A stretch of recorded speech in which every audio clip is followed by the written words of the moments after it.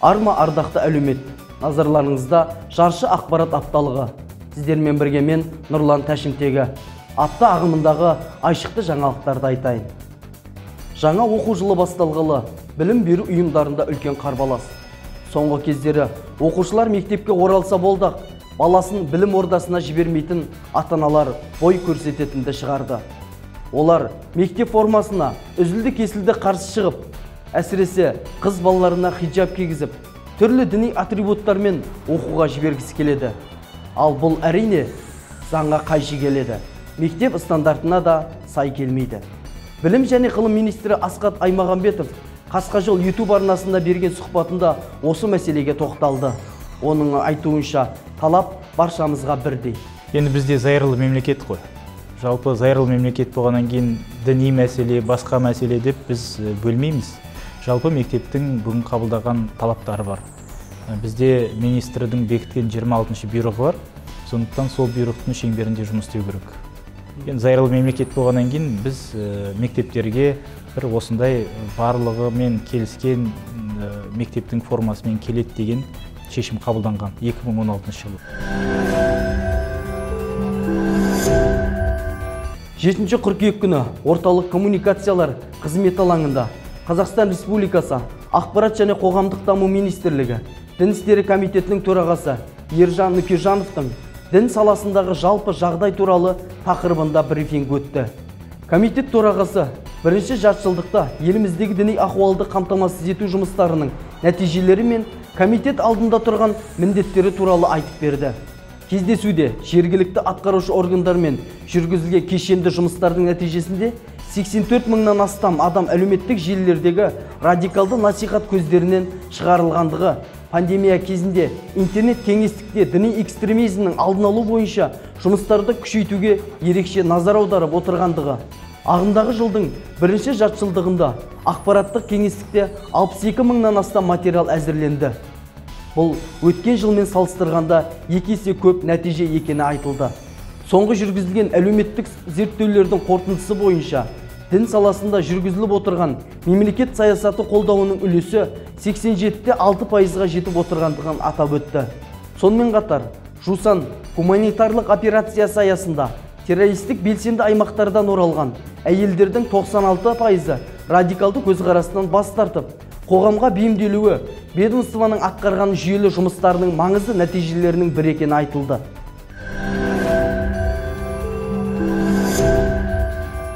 Таза табиғат, таза қала. Біз біртұтас халықпыз. Біздің нағыз күшіміз осында. Бұл ел президентінің соңғы жолдауында айтылған сөз.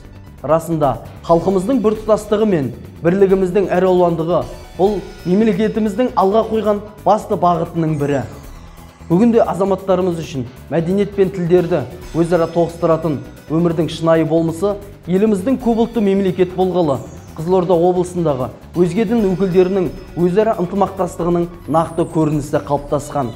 Сөзімізге дәлел, өткен аптадағы Қызылорда облысының Дін істер басқармасының ұйымдастыруымен қаламыздағы Сұлтан Бейбарыс көшесінің бойындағы Шіркейлі су арнасында аймақтағы діни бірлестік клуб мүшелерінің қатысуымен өткен сенбілік акциясы.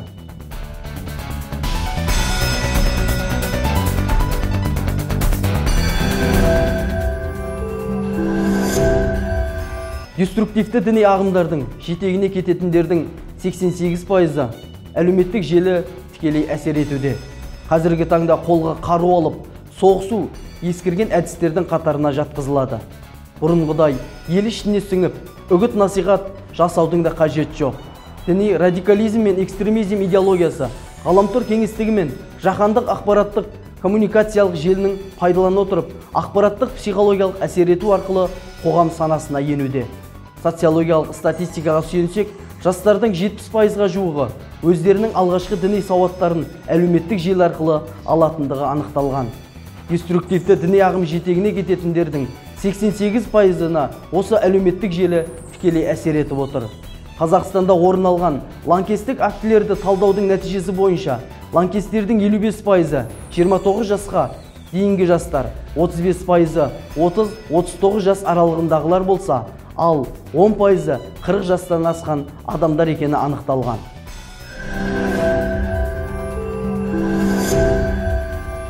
Қазіргі таңда кейбір мүдделі топтар дәстүрлі дінімізге қарама-қайшы рухани құндылықтарымызға қарсы пікірлер мен көзқарастарды түрлі жолдар мен әдіс-тәсілдерді қолдану арқылы таратуға тырысуда. Сондай көзқарастардың бірі Қададия ағымының идеологиясы.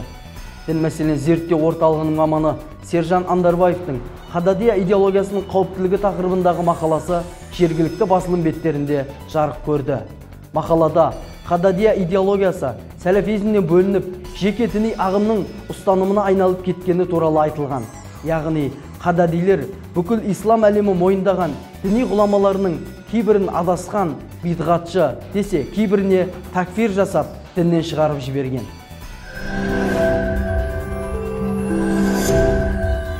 Батыс Қазақстан өңірі Ақтөбе облысында 31 жастағы келіншек OLX сайтында заңсыз діни кітап сатқаны анықталды. Бұл туралы Тауньюз ақпарат порталы жария етті. Бұндай әрекетті интернетке мониторинг жүргізу барысында экстремизмге қарсы іс-қимыл басқармасы анықтады. Қазіргі уақытта іс әкімшілік сотқа жолданды.